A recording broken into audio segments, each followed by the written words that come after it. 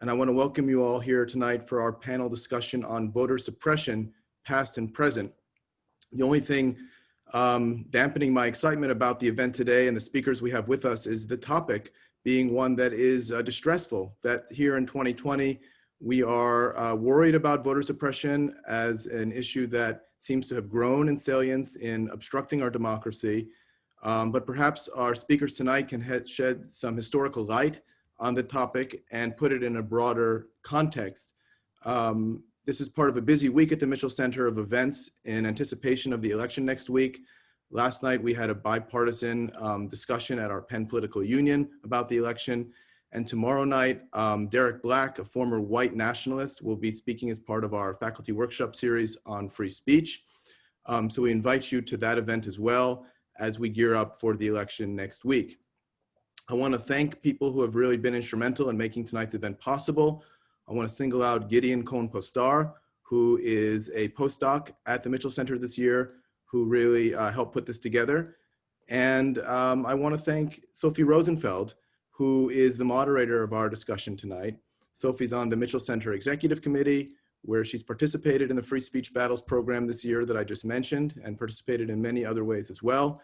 She's also leading a year-long program on the topic of choice at the Wolf Humanities Center at Penn, but perhaps she's known even more by many of you as a prominent historian here at Penn, whose work spans many topics, including those of fundamental and direct significance to democracy.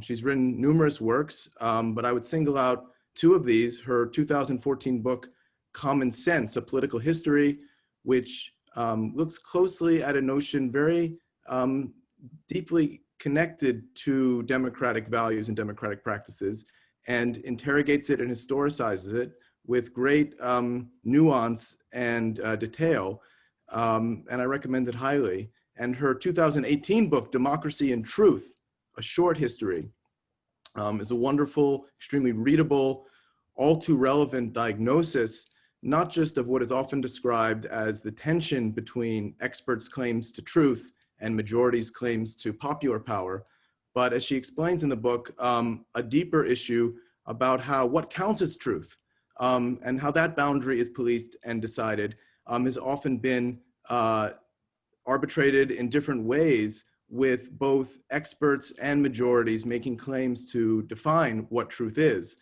I can't give these books full justice because they are so subtle and so far-reaching in their claims and in their topics, but I would just underline that they position Sophie, along with other of her work, to be, I think, as well situated as anyone to explore the culture of disinformation that has beset our democracy today, and perhaps by extension also the problem of voter suppression that is the topic that we will be examining tonight. So I want to thank Sophie for her moderation of this event and turn things over to her.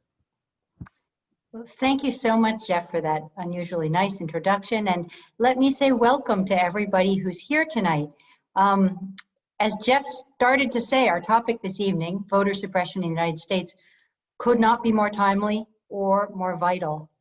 Every day at the moment, it seems to me, we wake up to new stories detailing new forms in new settings. And they really take an extraordinary variety of forms at the moment. It's hard not to be impressed with some of the ingeniousness of all of this, but some of these efforts are aimed at cutting the number of eligible voters in the first place, as in Florida's ongoing struggle over the voting rights of ex-felons. Some are aimed at disincentivizing the act of voting itself by making it prohibitively difficult to perform, as in limiting the number of drop boxes to 1 per county in Texas, or dangerous, as in allowing its patrol by armed citizens. And others are designed to make the whole process seem illegitimate, as in the president's own efforts to circulate false information about the process that makes voting itself seem untrustworthy, including claims about voter fraud. And some forms are now aimed, as in here in Pennsylvania, at efforts to stop ballots from being counted after the fact, whether by insisting on cutoff times for the count or by eliminating ballots that arrive with the wrong envelope configuration. This is a battle that's being fought in courts and in public opinion alike, now, and I'm assuming in weeks and weeks to come. All of these instances, to my mind, represent major challenges to the bedrock idea of democracy, namely that every citizen gets a vote or an equal voice. But happily, perhaps, we have some experts here today to help us make sense, first, of the long history of voter suppression and intimidation going all the way back to the 19th century.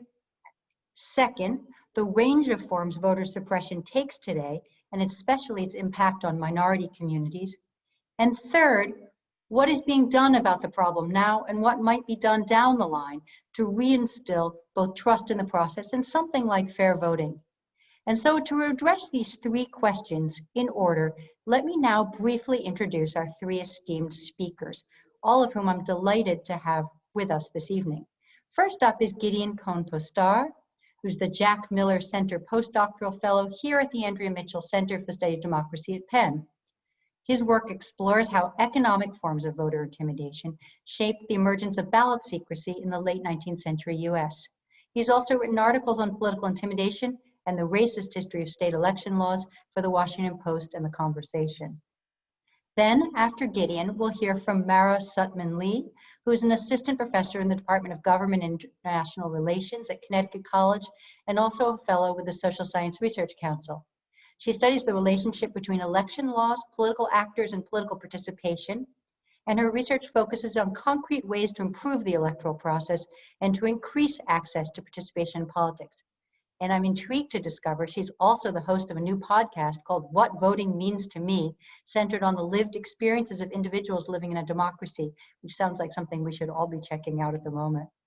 And finally, Kurt Samsel is Senior Project Manager at the Center for Tech and Civic Life, where he helps election departments improve voter experience by providing them with training courses, tech tools, and implementation support. Kurt has a PhD in Literary and Cultural Studies from Carnegie Mellon University, but his topic today is the relationship between disinformation and voter suppression and the work that CTCL itself is doing in 2020 to help election officials in state and local government combat disinformation and help instill public trust. So with that lineup, we now turn to our speakers. Each speaker will talk to us for about 15 minutes maximum, and then we will take questions from the audience. Please, if you want to ask a question of any or all of the speakers, put it in the Q&A, and we'll try to get to as many as we can in the remaining time. And so now let's please turn our attention to Gideon Cohn-Postar first. Hello, everyone. Thank you so much. And I'm delighted to be speaking on such an exciting and distinguished panel. Thanks to the Mitchell Center and the Penn History Department for supporting this event, and to Professor Rosenfeld for moderating. Now, first off, I think it's important to emphasize, as Professor Rosenfeld did, that voter suppression, when it's pursued intentionally, is a strategy, not a tactic. Throughout American history, parties or candidates, when they've decided that they couldn't win an election with a majority of eligible voters casting their ballots, they turn to suppressing their votes as a way to win. They then use any tactics to support that strategy that fit their own consciences and what election law and enforcement will allow them to get away with. That's kind of the way it's been throughout most of American history. And this has peaked and waned at different times. So once a party has decided that it's in their interest that some people not be able to vote, they have a variety of options to pursue. And it's very hard to close all of those options off. My research focuses on the late 19th century, Reconstruction and the Gilded Age. A number of tactics employed in that area have a great deal of relevance to today, unfortunately. And I'll talk about just a few of them, how they operate today, how these tactics work, and also their historical connections. I'll give you some examples of times in which these forms of intimidation and suppression occurred in my era in the 19th century and connect them to the modern era. So first is controlling access. Blocking people from going to the polls is a time-tested method of suppression. Since 2016 in the US, over 21,000 polling places have been closed across the country. During this election cycle, Texas, for example, limited ballot box drop-offs to 1 per county, despite the fact that millions of people live in some of these counties. Now, back in the Gilded Age, parties that wanted to make it tough for people to vote often operated a little more subtly than that, but on a similar approach. One way that they could do this was through what was called sunset laws. Basically, state legislatures controlled when the polls would open and close, and they could choose to close them either at a certain time or with sunset, which was a pretty arbitrary and moving time that pretty much anyone operating a polling place could choose when sunset arrived.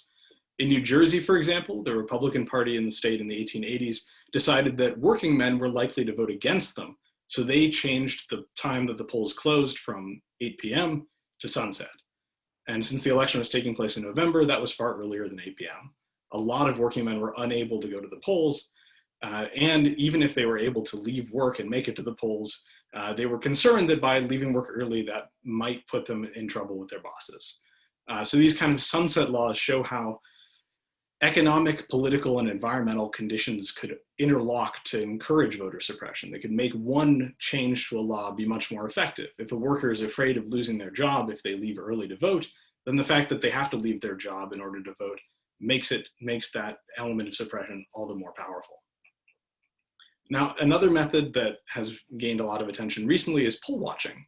Now, poll watching is often a legal and important method of ensuring that a vote is safe and secure, but it can also be corrupted, either through external forces watching polls without any control by the government and attempting to intimidate voters, or by the poll watchers themselves appointed by the government, taking it into their own hands to prevent people from being able to vote.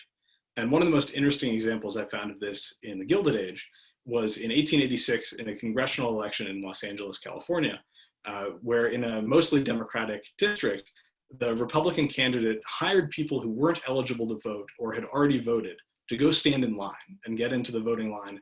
And as they reached the front of the polls, the Republican challengers, there were vote challengers who were appointed to stand there by the polls and challenge anyone who wasn't supposed to be able to vote, would then point out each person and say, that person can't vote, they're not eligible. They would check the registration, they would go through the whole process. And after a few minutes, they discover, yes, this person can't vote. And during that whole time, the line wouldn't move. And during this election, they were able to do this multiple times, dozens of times. People walked up to the polls to vote, saw the line was too long and said, I have to get back to work, and rushed back to work. And then by the time voting had ended, around 300 people hadn't voted. And this is actually a good example of a suppression tactic that might not be as effective today, because today voters who are in line when the hour for the polls to close arrives can stay in line and vote. That was not the case in the 19th century. So that's one way in which changing a law can make a suppression tactic less effective. But at the end of the day, long lines are still a way that people can be convinced not to attend the polls and not to stay and not to vote. But most of my research focuses on economic coercion. And this is a particular kind of intimidation that used to be very common. In the late 19th century, in the 1870s, 80s, and 90s, it reached, I was going to say epidemic, but that doesn't seem like the right word to use these days. It was a big problem in that era. But then it quickly died out as a widespread form of intimidation, in part because of ballot secrecy. So in the late 19th century, voters went to the polls and cast open ballots. You would pick up a ballot, a piece of paper with names on it, outside the polls from someone who worked for a political party, or you would fill out your own ballot at home or cut one out from the newspaper, which was an option, and bring it to the polls, drop it in the box. Everyone could see you as you did this. And a lot of employers took advantage of that opening to intimidate their workmen, to say to workmen that your job is dependent on how you vote, and I can see how you vote.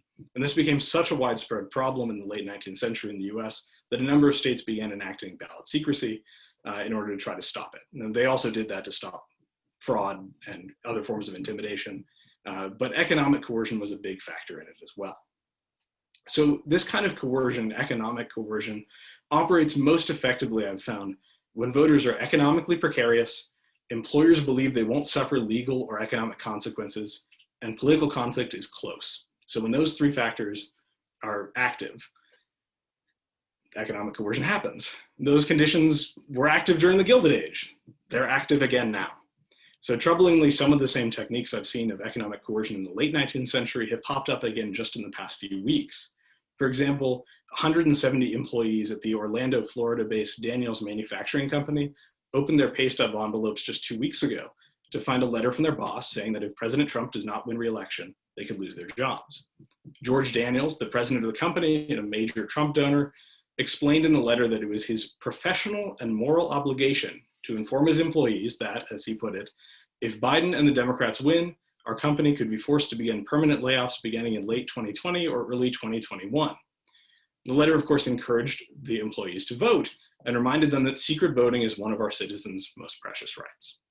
Now, the style and substance of this letter is depressingly familiar to messages that I've read in the 1880s. The employer warns about precarious economic conditions, suggests how employees should vote if they value their jobs, and remind them that, of course, they can vote however they'd like. Even sending such a letter alongside workers' pay stubs is actually a familiar coercive technique from those who study Gilded Age elections. Most famously in 1888, employers in Mara's home state of Connecticut used political pay envelopes to coerce their employees. Before the election, mill and factory owners distributed workers' pay in gaudy envelopes emblazoned with pro-Republican campaign messages.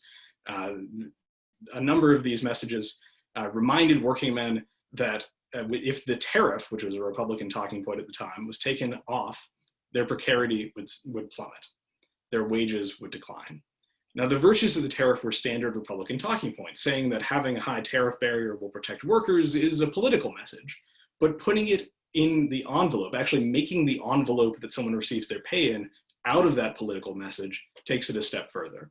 The messages were emblazoned with the envelopes were emblazoned with the message, "It is a question of wages and bread," which left no doubt as to what the employers meant. They levied an implicit but undeniable threat. Now, because they were able to send these messages with their pay envelopes, employers felt inherently coerced. But nowadays, this same system, which this employer in Orlando has used, would operate differently because the employees can vote in secret, as he included in his letter. But think about, again, how these people must react when their pay, in an economically precarious time, comes accompanied with a political message. They don't want to be unemployed. No one wants to lose their job, particularly their health insurance at this moment. And their employer has told them just how important he thinks political action is, and one political action in particular. There was another example of a similar case in Colorado on October 21st. A landlord of a trailer park sent a letter to his tenants saying, if Joe Biden is elected, everything you do and will pay for will change completely. Most likely rent would double in price.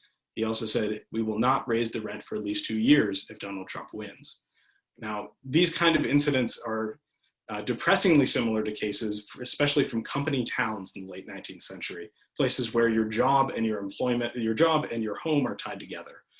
In one case in Massachusetts in 1878, one member of a family who didn't even work at the mill, the father of the worker at the mill, tried to campaign for a candidate who the bosses disapproved of. The entire family was told they were fired from the mill and had to leave their homes.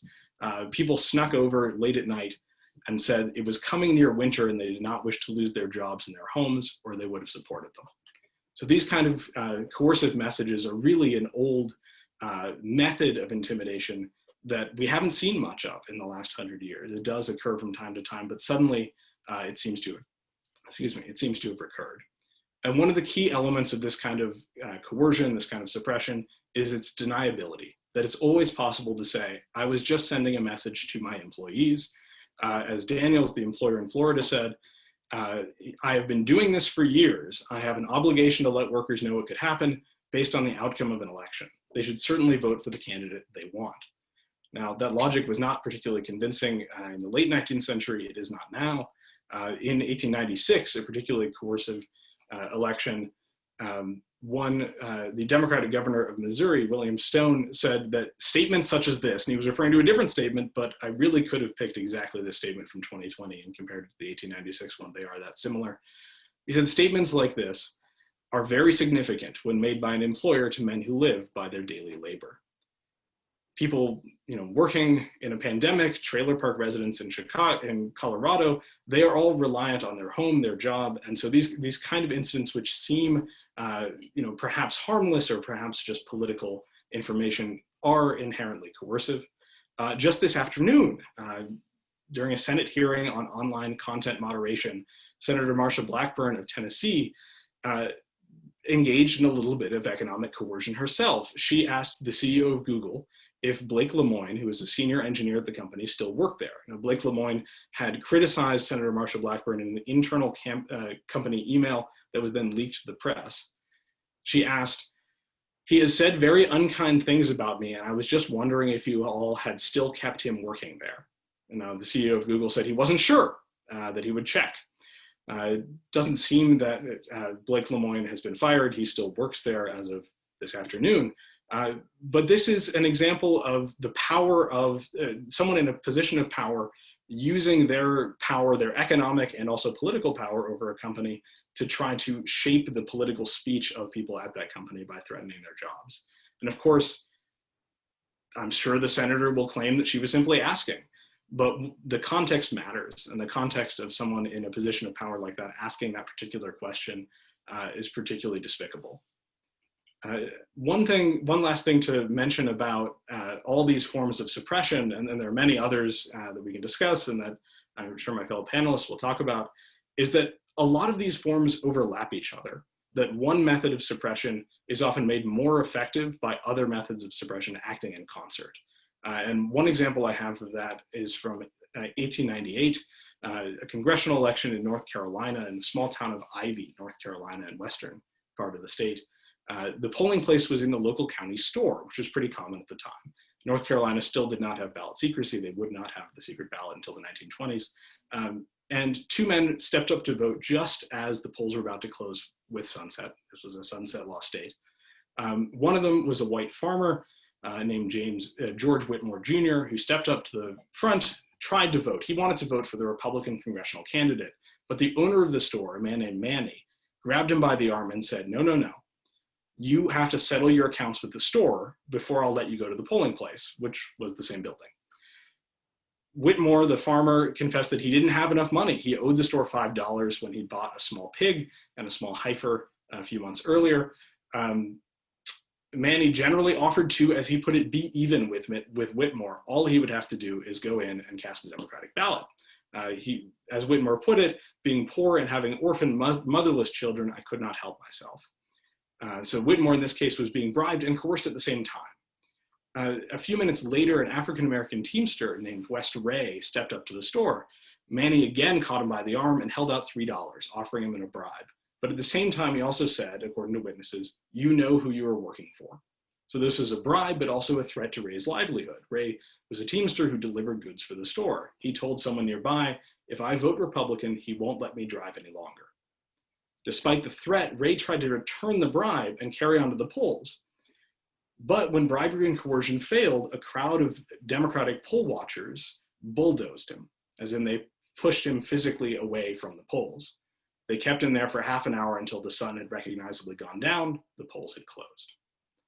So here we have bribery, coercion, and violent intimidation laid on top of each other, one used one after the other until they were effective.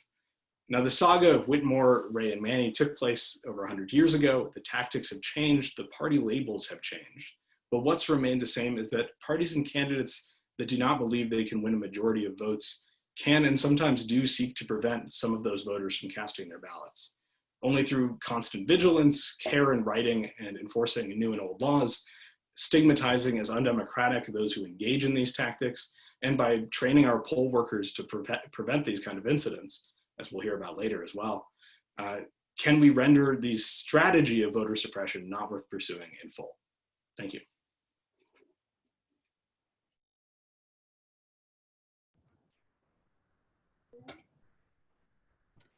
All right, thank you so much for having me here. Sophia, is it okay if I go ahead and get started? Please, I'm sorry, I should have perhaps jumped in to say we're waiting with bated breath to hear what you have to say. Okay, Please that's go ahead. okay. Yeah, thank you so much, Gideon, for that informative introduction. It's really, I think, kind of profound to hear everything that we're experiencing today in historical context. I want to start with just a bit of unrelated levity. I'm at home with a beagle that snores very loudly, so my apologies if she interrupts my introduction here. It's one of those circumstances that I have just surrendered to in this era of working from home. So I'm going to be talking to everyone today about voter suppression as a function of election administration. So as a function of how elections are actually administered. And we heard some really great details about some of the major differences in election administration in the 19th century relative to what we see today. So the first thing I want to emphasize is that voter suppression as a function of election administration does not necessarily require malicious intent or strategy, as Gideon was talking about, but it's of course still problematic in terms of its impacts.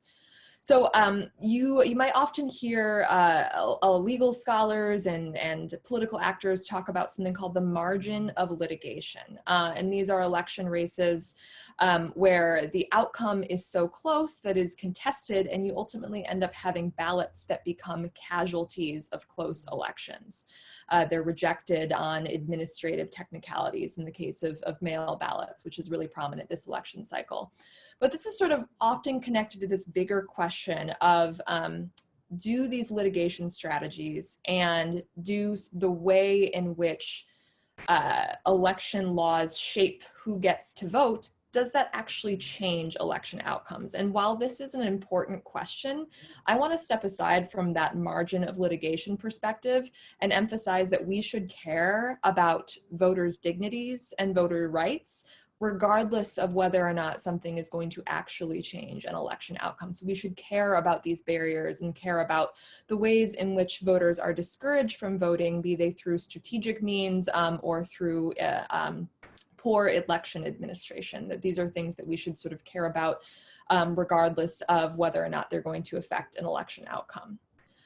So so as I mentioned, I'm talking about voter suppression in the context of the administration of elections. And for anyone who might happen to be on the call, I know we have a mix of scholars and students and community members. I want to sort of offer just an overview of where this possibility comes from in the context of the United States. So our system of elections here is hyper decentralized. The authority for running elections is delegated largely to local jurisdictions. So there's thousands, probably tens of thousands of decisions that are being made by local election officials. That means that there's a lot of variation in how laws are actually applied, not to mention that there's a lot of variation in election law from state to state as it is. So I want us to think about voter suppression in the context of election administration today. We can't forget sort of the historical echoes of that, where local election officials like your voter registrar were the explicit instruments of suppressive tactics like literacy tests. So this is sort of a more explicit form of suppression. So we've moved away from those sort of explicit forms of suppression in many ways. But the thing I want to emphasize is that discrepancies still persist. So we have discrepancies in access to voting, in the services that voters receive, in the ability of every eligible voter who wants to vote, their ability to actually do so. There are discrepancies in sort of who the burdens for those processes fall on. And they tend to fall still today disproportionately on racial and ethnic minority voters, but also young voters and new voters. So I want to talk a little bit about some examples of what voter suppression in election administration looks like in action, both from the context of my own research, as well as sort of the broader lay of the land of the different pieces of election administration that scholars are currently working on and investigating for this election cycle. So let's take mail ballots. It's a hot topic this election cycle. The president has sort of thrust the mail ballots and the sort of the quote controversy unquote into the headlines as a result of, as Sophia was saying, the false claims that he is making about the integrity of that system. This is all to say that the mail balloting system certainly has its concerns when it comes to the question of voter suppression. We know that in places like Georgia, for example, if you are a racial or ethnic minority voter, if you are a young voter, or if you are a first-time registrant in that state, you are more likely to cast a ballot that gets rejected either for a mistake on the ballot envelope or because the ballot is returned late. And I do sort of want to caution that when we're thinking about these ballot rejections, we have to both recognize the role that the individual voter does play in making a mistake on a ballot or delivering it too late, but also the role that variation in voter education and outreach efforts play in informing voters the proper way to fill out a ballot, subjectivity in the evaluations of ballots themselves, as well as discrepancies in the postal service delivery. So there are major questions about equal protection here when we're talking about mail ballots. When it comes to the polling places in particular, my research shows that poll workers do, sort of regardless of what their intent is, they do engage in subjective decisions about voter eligibility, specifically when it comes to questions of whether or not to ask for an ID or whether or not a signature is actually matching. And there's other research that shows that racial and ethnic minority voters in particular are more likely to be asked for something like an identification when none is actually needed. So Gideon has already touched on longer lines at polling places as being a form of voter suppression and sort of provided some really important historical context for us there. But it's really important to emphasize that this is another area where the impact of long lines does not fall equally across the electorate. We see that communities that have high concentrations of racial and ethnic minorities in particular are more likely to experience long lines. And this matters not just for their ability to cast a vote in the current election and the costs associated with doing so, but we also know that it reduces their likelihood of wanting to turn out in future elections. So there's this compounding effect that negative polling place experiences can have on the likelihood of future voter turnout. Sort of thinking about polling places more broadly, we have pretty substantive evidence that there are lower quality polling places in very specific communities that have high concentrations of racial and ethnic minorities, communities that have high concentrations of lower income residents. These things often intersect. And so we're not only talking about longer lines in this case, we're talking about polling places that are harder to find, polling places that might not have as highly trained poll workers, spaces that aren't necessarily conducive to voting. This is a very acute concern in the context of voting safely in the middle of the coronavirus pandemic. And sort of the final piece related to election administration that I want to touch on is the relationship that voters have with local election officials themselves. So these are individuals who have a pretty thankless job, I think, in the context of American elections. And this election in particular, they are stretched pretty thin. And so we need to look at sort of limitations on the resources they are given as sort of this indirect form of voter suppression that can while not perhaps having the intent of affecting voters, can affect them. So there are a lot of election administrators who are very, very strapped for resources and support needed to run the election, but also to contact and respond to voters that may have questions. And again, we see that the burdens of the burden of these discrepancies are falling disproportionately on our racial and ethnic minority communities. Racial and ethnic minority voters are less likely to receive any response at all in response to questions that they may have for a local election official about what they need to vote. And when they do receive a response, they tend to be lower quality than their white counterparts. So, you know, there are the echoes of sort of the more direct forms of discrimination and voter suppression that we have seen in prior decades and in the last century are still sort of playing out in the context of these interactions with election officials, which again is really, we should really care that this is not, we should care that it's happening at all, and we should also care that it is being disproportionately borne by certain members of the American community. So sort of the big takeaway from all of this is that all of these different aspects of election administration diminish the likelihood that in this election, in any given election, eligible voters who want to cast a ballot are actually able to do so. But of course, it also limits incentives to participate in future elections. It limits sort of that habit-forming act of voting. So of course, any barrier to voting is problematic. Any unnecessary barrier to voting is problematic, but it's particularly problematic when we're looking at these barriers that are not being borne equitably across all voters. So I was thinking about ways in which I might wrap up offering some glimmer of hope, and while wanting to remain somewhat agnostic about whether or not we are going to see record turnout next Tuesday, I do see members of the American electorates and our communities going to extraordinary lengths to make sure that their ballot is cast and counted.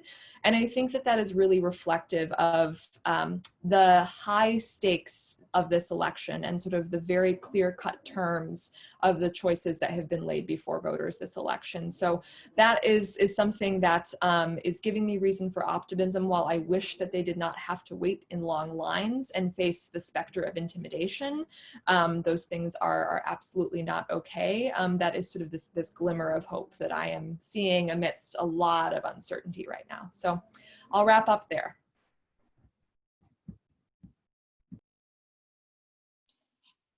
I'm hearing that a lot in my work too, is that voters are facing challenges and weird situations, but are in many cases very highly motivated. And that is something that I find encouraging as well. So hi everybody, I want to start by just saying thank you to Gideon for inviting me to be a contributor in this conversation. Just to give you a really quick snapshot of the kind of scope that I'm going to cover in my overview today. I'm going to start by briefly just introducing myself and the organization that I work for, which is Center for Tech and Civic Life, or CTCL. Then I'm going to focus in on the relationship between voter suppression efforts, contemporary ones, and election disinformation. I'm going to share some of the ways that CTCL is working to support election officials across the country to help them combat and respond to influence operations, including those that can end up reducing public trust and participation in our election system. And finally, I'm just going to say a little bit at the end, since many of us, probably all of us are not election officials ourselves, I want to say a little bit about ways that we can all be thinking critically about how we're engaging with information about voting so that we don't end up contributing to the propagation of false or misleading information, even unintentionally. So my name is Kurt Samsel, and I work as Senior Project Manager with the Center for Tech and Civic Life. As Sophia mentioned before, working for CTCL, I completed a PhD at Carnegie Mellon University, where I studied the history of media regulation and media reform during the height of the network television and radio era, so kind of the middle of the 20th century. After graduating, I transitioned into the nonprofit sector, and I've been at CTCL for a little over 5 years. So I'll say a little bit about what this organization does.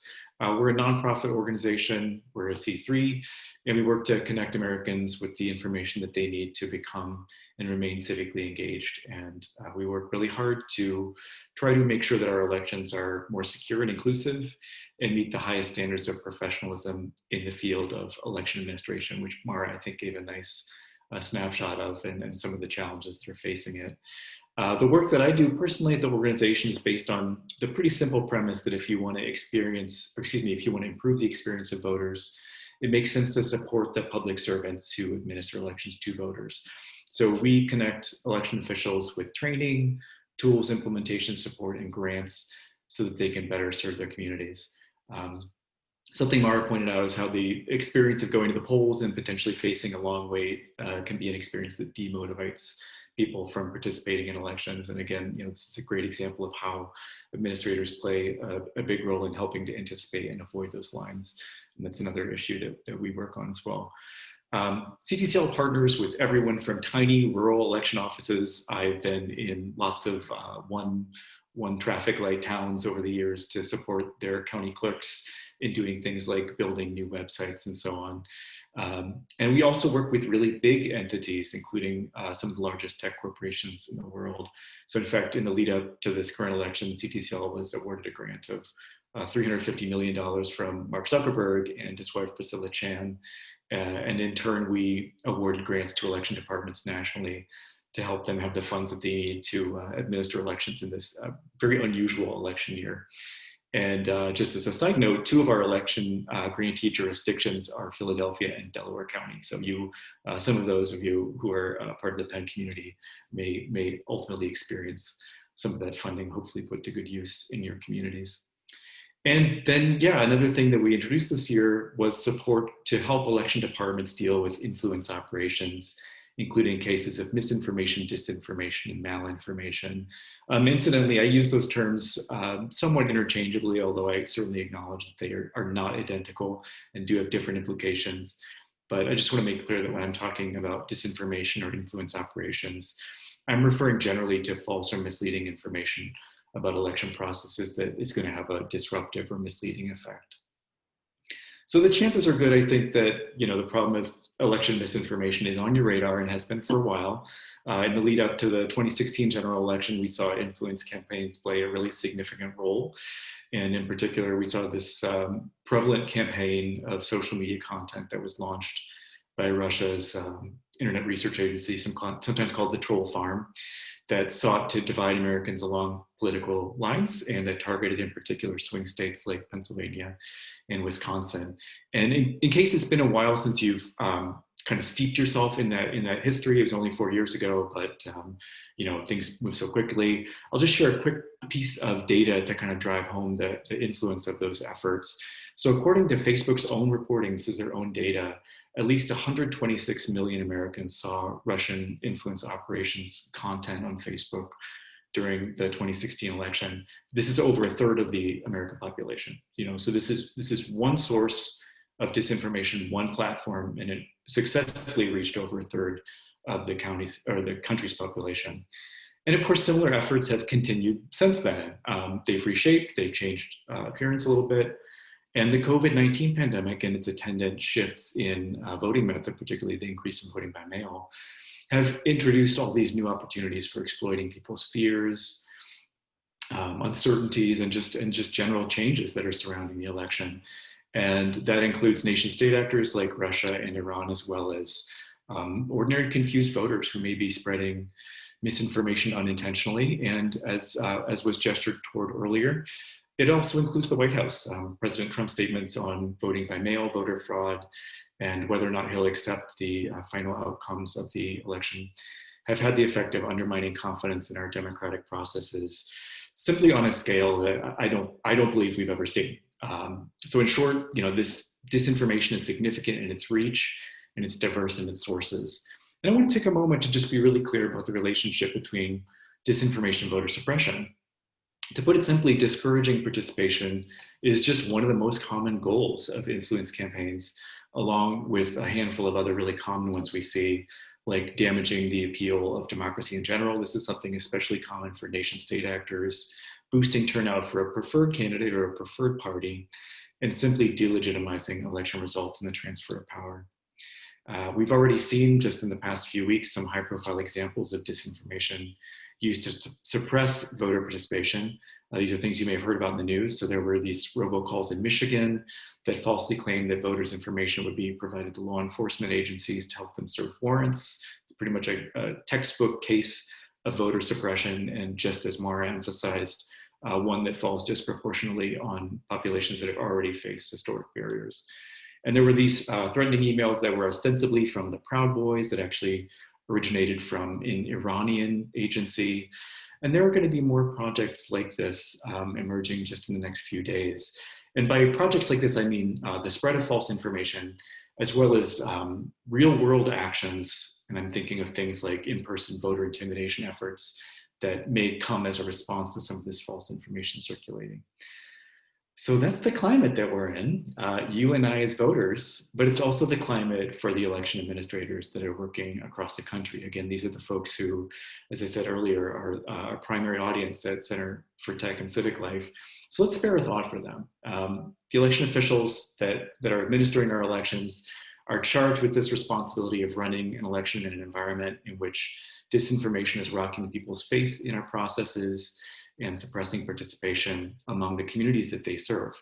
And by the way, they're already doing a million other things, like scaling up voting by mail, keeping up with ballot requests and ballots arriving, being cybersecurity experts in their spare time, recruiting and training poll workers. And by the way, the poll workers need to be different now because they can't rely on their usual population of your neighborhood seniors and so on. So at CTCL, we try to respond to emerging needs and pressures like this that election officials are facing. So in spring of this year, we designed a training curriculum to help election officials rise to the challenge of disinformation. We worked with another nonprofit called the Center for Democracy and Technology to create a 90-minute webinar style course along with exercises and resources to help election departments better recognize mis, dis, and malinformation, take proactive steps to try to get ahead of it and make themselves not immune, but simply better positioned to respond, and then to actually do response if that's called for.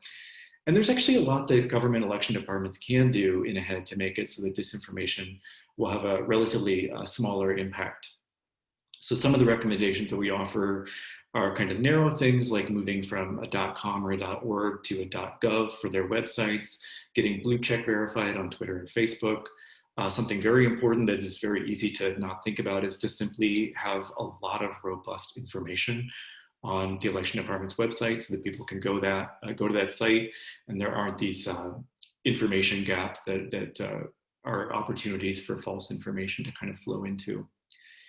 And we also advise election officials to do media monitoring, to build relationships with their social media platforms, to build relationships with journalists, to beef up crisis communications plans, so that if something bad happens, they have a ready plan that they can refer to instead of needing to come up with a plan in the heat of the moment. And then, of course, we spend a lot of time in these materials on how election departments can respond if an influence event does happen and they decide that it merits a response. This is very important because I think people's intuitive reaction would be to just sort of go to Twitter or to issue a press release and to simply provide a fact check for a falsehood. But research has shown that those simple fact checks are not as effective as people imagine, in large part because the function of disinformation is often a separate thing from the actual claims that are being made in the disinformation. And here's what I mean by that. So in the case of the Michigan robocalls I mentioned earlier, the false claim is that your information will be handed over to law enforcement, but the function or the purpose of the calls is to discourage participation. So if you're a county clerk or you're a county election director, and you just say, hey, it's untrue that your voter info is going to be given to the police or to ICE or whatever. You've corrected the information, but you haven't actually addressed the intent to discourage participation. And unsurprisingly, the fear of being hauled away by the cops for voting is such a powerful, emotive, and kind of visceral thing that even when you're told the correct information, your fear might simply still linger when you consider whether or not it's worth participating. So we provide election departments with a 4-step framework for responding to influence operations. The first step is to acknowledge those emotions behind the falsehood because they're so powerful, and to affirm shared goals. So this might look like a simple statement like, as county clerk, my top priority is to ensure every eligible voter is able to participate. That's a shared goal that you can affirm, right? The second step then is to provide the accurate information, or in some cases, additional context to help replace the original falsehood. But we do, however, always encourage people to not repeat the falsehood because studies have shown that that can end up, contrarily, kind of lodging it in people's memories. And as a third step, election officials should offer an alternative narrative to help fill in the gap that was left by the original falsehood. So in other words, not just here's the correct information, but here's the correct information and here's how we got there. So I kind of think of this step as showing your work in math class.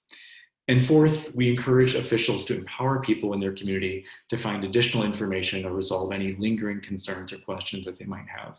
So in other words, provide a next step. This can be as simple as saying, if you're concerned about the accuracy and up-to-dateness of your voter registration, check out the Secretary of State's website.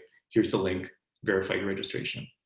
So we ultimately took this framework and made it into a checklist, and we published it on our electiontools.org website so that our audience of election officials could kind of just get easily, quickly grab it and go and take action as needed.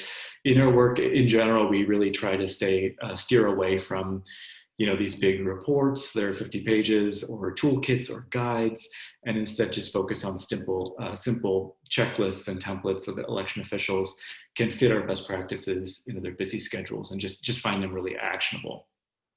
Ultimately, with this election misinformation curriculum exercises in the checklist that we put together, it's our hope that the election officials we work with will simply be better positioned to reduce the impact of influence operations, respond appropriately and effectively when and if they do happen, fingers crossed that they don't, but it does happen for sure, and to help boost public trust in a system that, despite being imperfect, actually is pretty darn robust and secure on balance.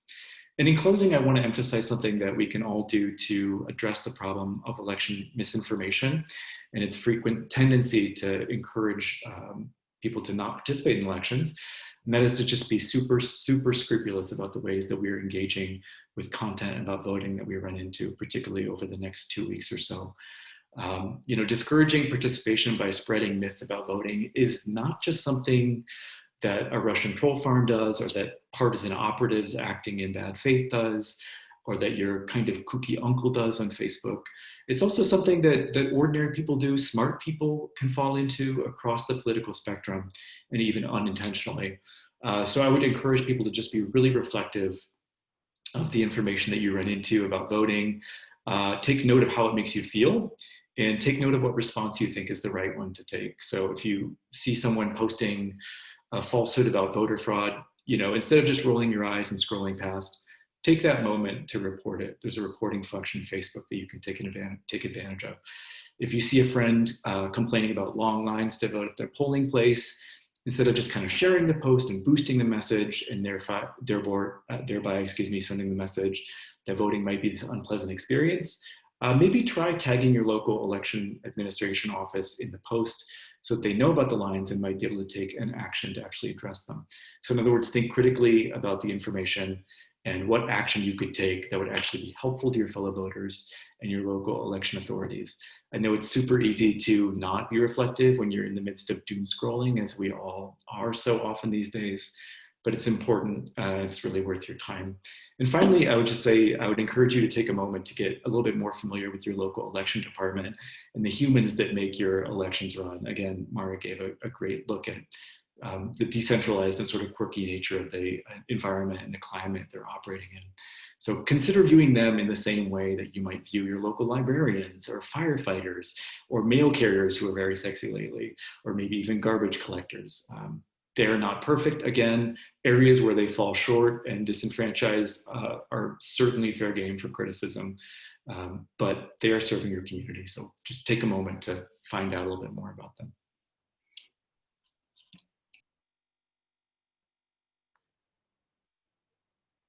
Thank you. What a terrific collection of talks. That was extremely informative. And I think I'm going to use my prerogative as the moderator to ask the first question, but I see questions are coming in from the audience already, and please get your question into the queue.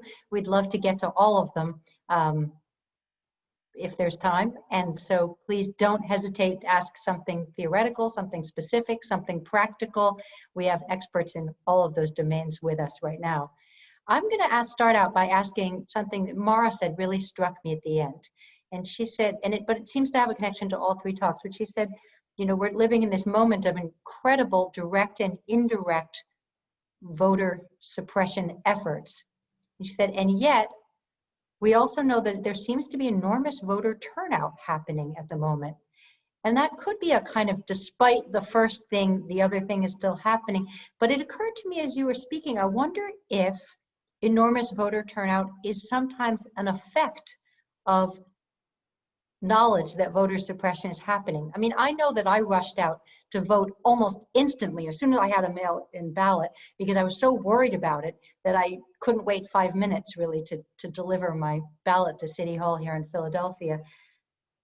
And I wonder the other way around too, whether when the electorate expands in various ways, it produces suppression efforts. In other words, rather than thinking of those as two phenomena that happen potentially separately, and you can say it's surprising so many people voted given all this intimidation, that one is always generating the other, that they have some kind of dialectical relationship, both historically and in the present. Because I'm also thinking about Gideon's case, in which these efforts at economic suppression also come after the electorate really expands, I believe, in the 19th century US. And that's one reason for the turn to secret voting. So I'm wondering if any of you have any thoughts about how to think about not just decreasing numbers as an effect of voter suppression, but increasing electorates or voters. And just please unmute yourself and jump in, Mara, or whoever wants to. Yeah, I'm sorry. I'm used to asking my students to raise their hands, and I'm just trying to follow by the rules I set. So yeah, I have a number of thoughts on this, and I'll try to keep my remarks brief because I really want to hear from Kurt and Gideon as well.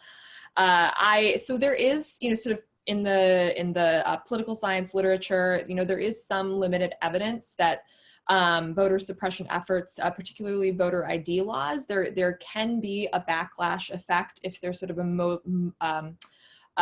concentrated, very specific counter mobilization campaign that happened. So like that is a dynamic that I'm aware of. And I'm thinking sort of more broadly, what we're seeing is a heightened awareness of voter suppression. It's just sort of been really on the rise. I want to say since 2008, but really the Shelby v. Holder decision in 2013 that gutted the Section 5 of the Voting Rights Act, I think really sort of amplified the conversation to the level of public consciousness. So I think that we're seeing a combination of sort of that response to that, like, oh, this is something I could actually lose, or it could become more and more difficult, combined with, as I said, an election where the stakes are being conveyed in such stark terms. So I imagine voters are sort of imagining a world 4 years from now. How much regret am I going to feel if the outcome is this way, or if the outcome is this way and I didn't vote?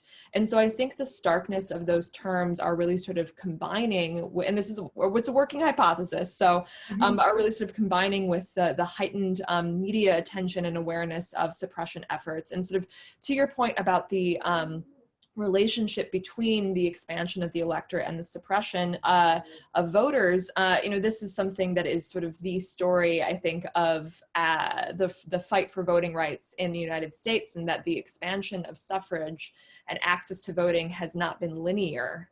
There's been push and pull and back and forth. And I think that this is probably something that Gideon can speak a little bit more to specifically in terms of the historical context.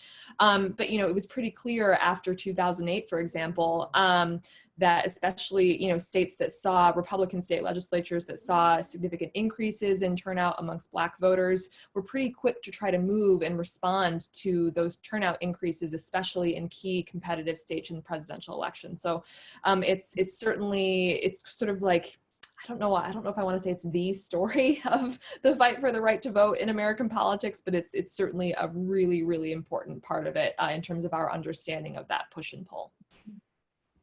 Thank you.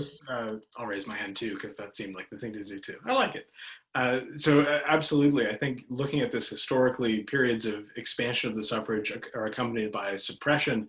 There's a reason that Reconstruction, the greatest expansion of the suffrage in American history, is immediately not followed. It takes place at the same time by mass suppression campaigns. But we can go back further to in the early 1820s, when the state of New York, for instance, removed the property qualifications for voters. So back then you had to have a certain amount of property, a certain amount of money in order to vote, and also be a man and be a citizen. And those property considerations applied to Black and white voters. When New York removed the property qualification for white voters in the early 1820s, they increased the property qualification for African-American voters to over $100, which at the time was a house, and removed thousands of African-American voters from the rolls. So very early on in American history, we can see kind of expansion and suppression, often following those same lines of racial discrimination as well, taking place hand in hand. That's fascinating, and maybe not that surprising.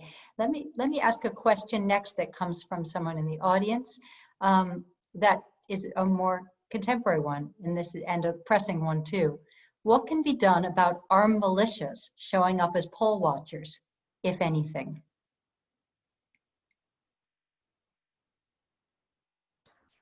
Kurt, I think that's you.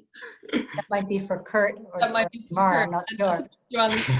Go ahead, Kurt. I don't consider myself an expert on armed militias or how to confront them, or indeed whether they ought to be confronted. But from my perspective, I would say an important step is for election administrators to broadcast the messaging out to the public about what's appropriate in terms of poll watching and what's not. I think it was Gideon who mentioned earlier that there was a long and I think really great history of poll watching in American elections. I worked as a poll worker in Chicago a few years ago, and our poll watchers provided us with delicious Cuban food and were kind and supportive and played absolutely no obstructive role in anyone's ability to participate in elections. So, I think it's important for election administrators to make clear to the public, to people who would be those intimidators, and also for ordinary voters who might interact with them or might, cross paths with them, what is appropriate in terms of poll watching and what is not, and what that line looks like, just so that it's super, super clear for people. That's about all I would contribute on the topic. Yeah, absolutely. I'll sort of add on a couple of those points and also say that I'm not an expert in armed militias or de-escalating them. I don't think that's what any of us signed up for when we decided to get into this. But I'll echo that, like, poll watching absolutely is a really important function. It serves a really important function in American elections. There are very specific things, at least in my experiences from Chicago as well. Kurt, I served as a poll watcher, as a researcher in Chicago, but there was a form that I had to get, there was things I had to get signed. Sort of there are official things that you need to do to be a poll watcher that are going to vary from place to place, of course. Thank you, decentralization. But this is very different from an armed militia showing up outside of a polling place and intimidating voters. There will be, for many jurisdictions, perhaps not all, some kind of a voter hotline. There are, of course, I think, national hotlines that voters can take advantage of. It doesn't change the fact that it's a very jarring experience. And I think something else I want to echo, related to Kurt's most recent point, but also just to his introductory remarks, the election officials play such an important role in informing voters because voters tend to trust them. Like, we have political science research that shows, relative to other elected officials like Congress and even like your state representatives, governors, election officials are more trustworthy. And so they are trusted, for the most part, trusted sources of information.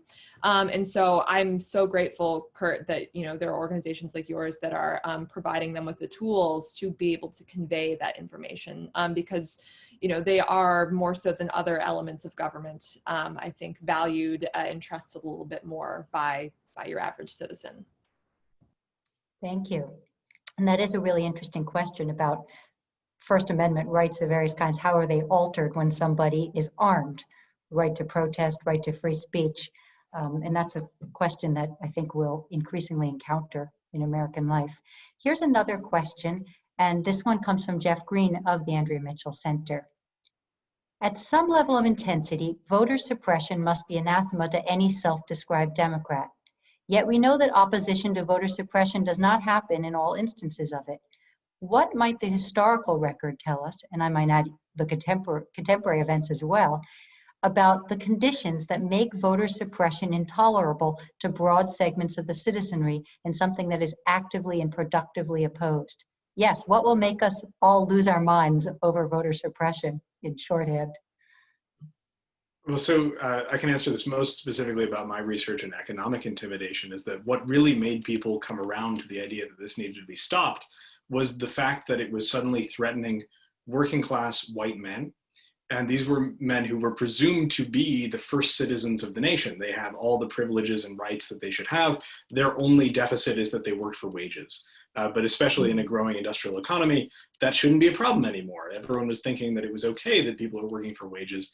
And so the clash between democracy and capitalism, this is often called the labor question or the labor problem, led to this concern that if workers are being intimidated, then our democracy doesn't really matter anymore. But critically, that concern didn't rise when African-American voters were subjected to very similar and often more violent forms of intimidation earlier. Southern states often were the last states to enact ballot secrecy laws, and often they did it actually in an attempt to discriminate.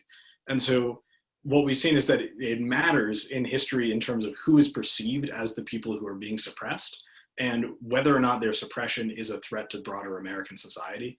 There are some of my historical actors in the 1880s who argue that economic coercion is the best recruiting tool that socialism ever had, because it was bosses telling their employees that their vote and their jobs were connected and that they should identify as workers in a coercive way.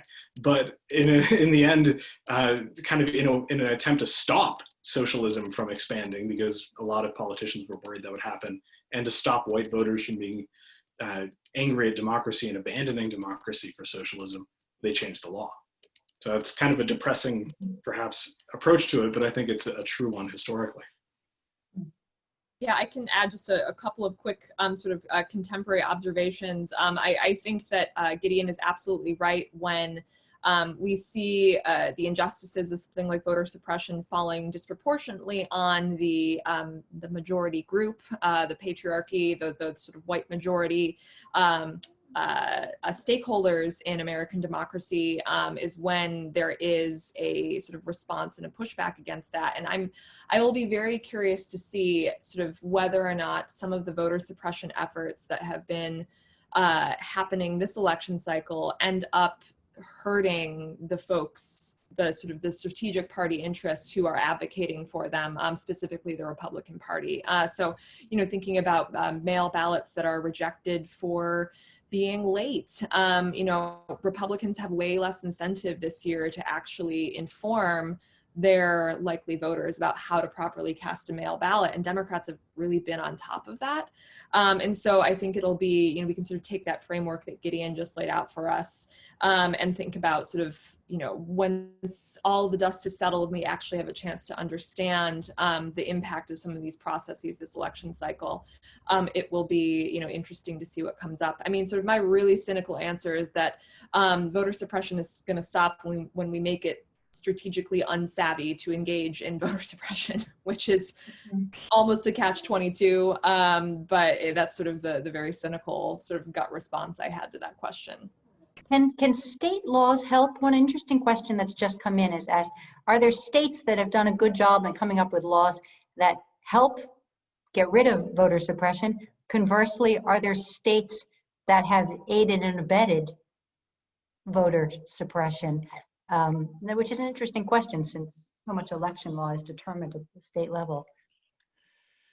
Yeah, if I can kind of straddle these two questions, I mean, I think back to the question of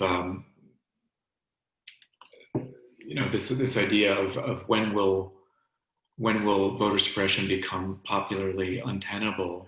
I think that actually a change in mindset is really important.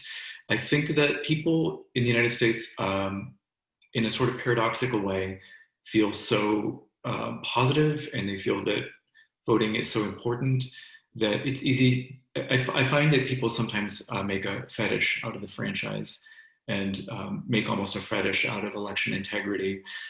There's this belief that's widespread, and I've seen it a lot from different kinds of people, that it's okay to expect people to jump through a few hoops in order to participate in elections because it's simply so important.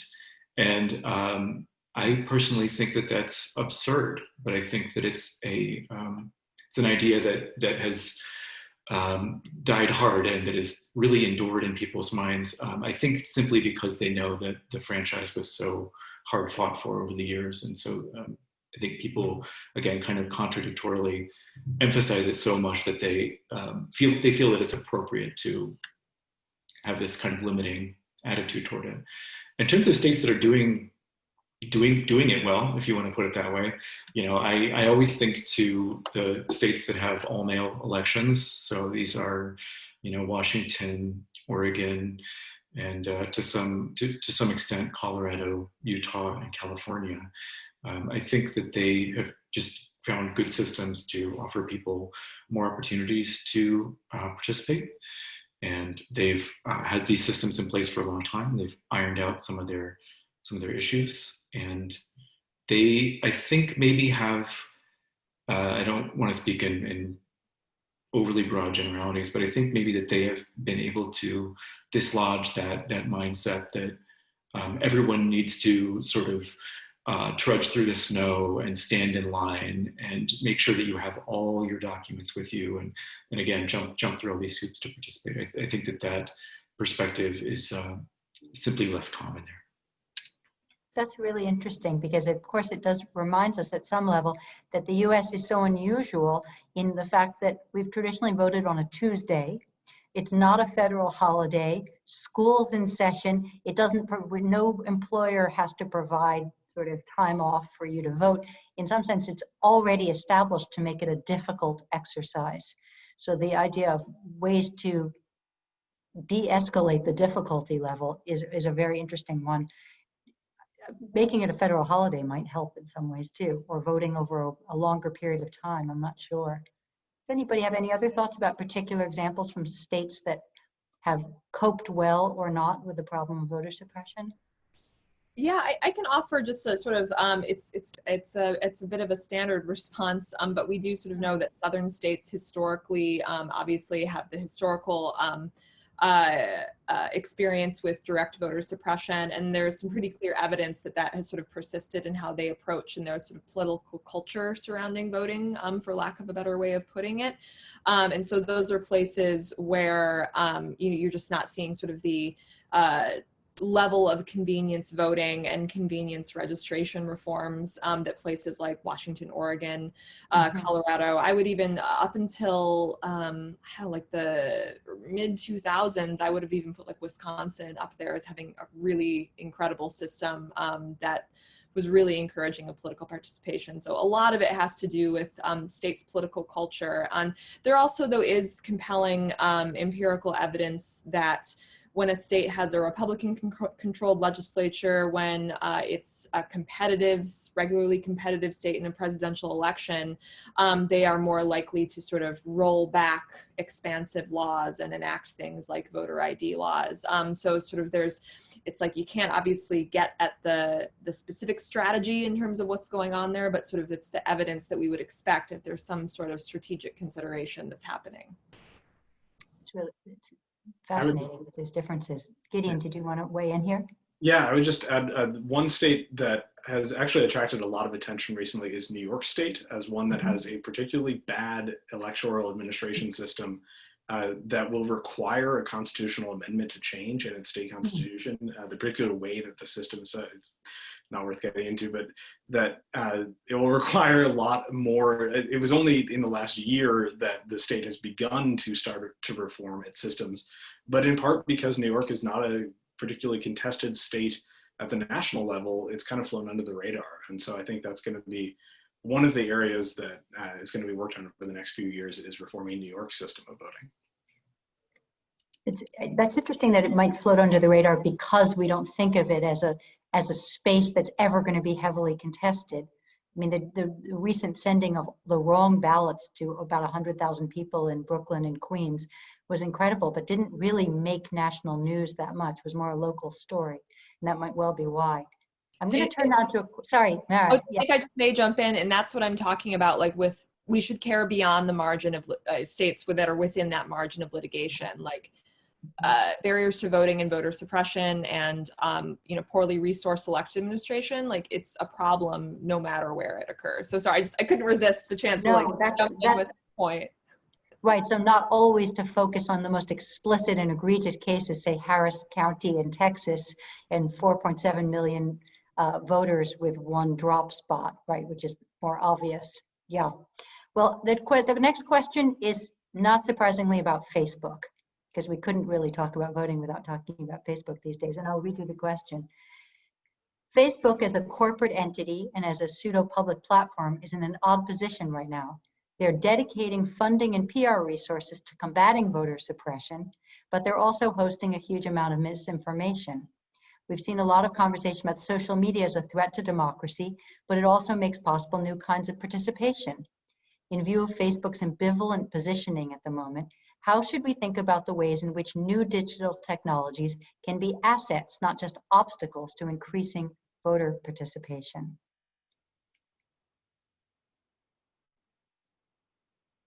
And that's for anyone.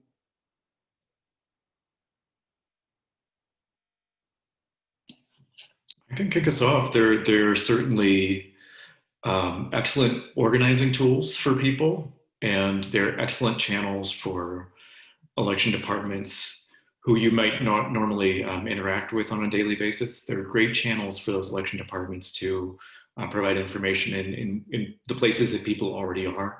You're already looking at your Twitter feed, you're already looking at your Facebook, and you might not normally interact that much with official government information, but if you follow or you're able to see content put out there by your local election department, that's a great way to break through. So social media, I think ambivalent is a great way to put it, because they're kind of both the problem and the cure in some cases. It's certainly something that we emphasize to our clientele of election officials is to become active on social media and to use it to provide trusted, trustworthy, and good, reliable information to help to dislodge and overcome some of the less reliable information. Yeah, I'm happy to build off those points. Thank you for getting us started there, Kurt. So yeah, I see state and local election official use of social media as a really important sort of counter to the misinformation that can be floating around those circles. And one of the reasons why I think that social media can be so valuable is that well, Facebook is free, Twitter is free, it's accessible. So there's like this accessibility, sort of not total equity, because of course not everyone has access to the internet, but there's this certain sort of equality of the way the information is presented when it's coming from, you know, your Secretary of State's Facebook page or your voter registrar's Facebook page. The platform is the same. You know, I spend a lot of time looking not only at the social media presence of state and local election officials, but also election websites. And man, some of these election websites are just not easy to use. And so there's like that usability factor as well, that I think is really important to consider. But yeah, it's worth recognizing and sort of like sitting with how the odd position that these companies find themselves in being propagators of misinformation, but also sort of actively working to discredit it. There's a terrific book that I recommend for anyone to read, Like War, which is focused on, published just last year, I think, which focuses on kind of the weaponization of social media and the ways that groups from Russian trolls to ISIS have been able to use social media to further their ends in a targeted and strategic way. And I think with any new technology, we're going to have a period where the laws and popular understanding struggle to catch up. And I think that's what we're seeing now with Facebook and the diffusion of information. At a certain point, the intensity and speed at which something happens changes the nature of it. And I think that's what we're seeing now with election disinformation, as Kurt was talking about, is that these things can move so quickly and activate so many different fears and so many different populations for effectively almost no money. And that is a new innovation. And we're not going to really understand how it's affecting our elections and our political culture for a while. And we certainly won't know exactly how best to combat it. We're going to, as Kurt is describing, trying a lot of different things that sound promising. Great. Well, let me ask you one final question to conclude our conversation. And this is, this sort of changes directions. I mean, one way to approach this is to think, are there technological fixes, or what can we get the tech companies to do? The other is to think more about federal funding and policy directed responses. And there are really two questions here. I'll read you both, so maybe we can sort of take them together. One reads as follows. I think an underreported issue is the way the Republicans blocked federal funding to the states and localities to better prepare for the onslaught of mail-in ballots. The total request funding was around $3.4 million nationwide. This money was included in the House bill passed in May, which McConnell blocked from coming up in the Senate. The money was needed to hire more election staff, buy additional machines to sort and count ballots, buy supplies, etc., all of which could have made the election go much more smoothly. So that's a kind of funding question. And another question comes in about, what about the John Lewis Voting Rights Act? Should that be applied in different ways nationwide? Would that have made any kind of difference? And it'd be interesting to get each of your takes on the kind of policy and funding end of this question. Yeah, I'm happy to get us started, and I imagine that both Gideon and Kurt will have some things to add as well. So yeah, whenever I think about federal funding of state and local elections, I always sort of reflect on how reticent states and localities are to federal control over what they do with their election processes. So on the one hand, we can sort of look at the reticence of the federal government to, to pass federal legislation like the John Lewis Voting Rights Act, you know, as a function of, you know, pushback that they might get from states who, you know, constitutionally, of course, understand elections as largely being their purview. And on the other hand, though, something like what we would call like non-coercive funding, so funding that doesn't necessarily come with strings attached per se in terms of the different processes and dynamics, but purely funding to sort of shore up elections. It is, I don't know what else to say about that beyond it's incredibly frustrating that it was not more of a priority this year. And more broadly, it's just generally frustrating for me as someone who studies election administration that it is just in general not more of a funding priority. At the risk of editorializing a little bit, like, this is literally how we consent to be governed, and this is the system by which we are voicing our preferences for how our government should run. And the fact that it is so consistently underfunded and unsupported in not every jurisdiction, but in many jurisdictions, and that there is so much partisan controversy over whether or not to offer that funding, especially in the midst of a pandemic, is really disheartening from my perspective. And it's of course a function of polarization, and there's, you know, a lot of other you know, strategic considerations we can throw out there. But those are sort of the two things I think about. Like, yes, states have sort of traditionally been reticent in many cases to any sort of federal control over their election processes. That's what the Shelby v. Holder case was about in 2013. And then of course, so there's also, you know, with that, this immense frustration over I want to say inability, but I think it's more, it's almost like a lack of willingness to really sort of let bygones be bygones for this particular issue and fund the infrastructure that helps us actually govern and govern ourselves as a democratic body.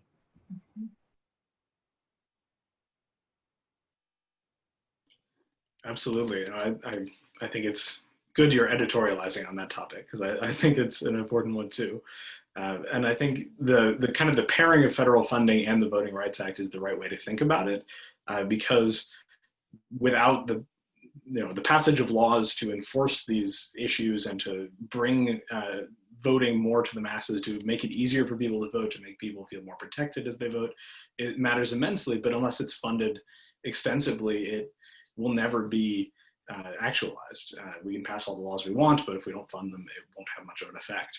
And I think that the John Lewis Civil Rights Act and then extended funding for elections should be just the first step in terms of how we approach our democracy. It kind of allowing voters to access the polls freely and without fear of coercion, intimidation, or anything like that is one of those things that we have to guarantee before we can do the other stuff. For instance, tackling the Electoral College or other elements of anti-democratic machinery that are attached to our democracy. And so if we don't begin there, then we're not going to get anywhere else. Kurt, do you want to have the final word here? Oh man, that's a lot of pressure. But sure. There are two things that come to mind as kind of at the root of this failure to fund. One is that, you know, election administration funding falls under the category of infrastructure funding, which is just sort of this notorious thing that people don't want to allocate resources for, in the same way that they don't want to spend money on roads and bridges.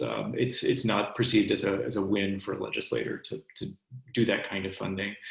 And the other thing is that I think that there's just a really deep lack of understanding about the nuts and bolts of administering election, particularly the nuts and bolts of administering election in this kind of pandemic climate, and an attitude that I've run into, not among election administrators and not among legislators, but just among kind of ordinary people, is this idea that, well, if you can go to the grocery store, you can go to a polling place. So what's the big deal? Why do we need vote by mail? Why do we need this ramping up of vote by mail? Why do we need drop boxes and so on? And I think that they fail to grasp that, you know, grocery stores are not set up for a one-day operation using a massive workforce of one-day volunteer, usually older people.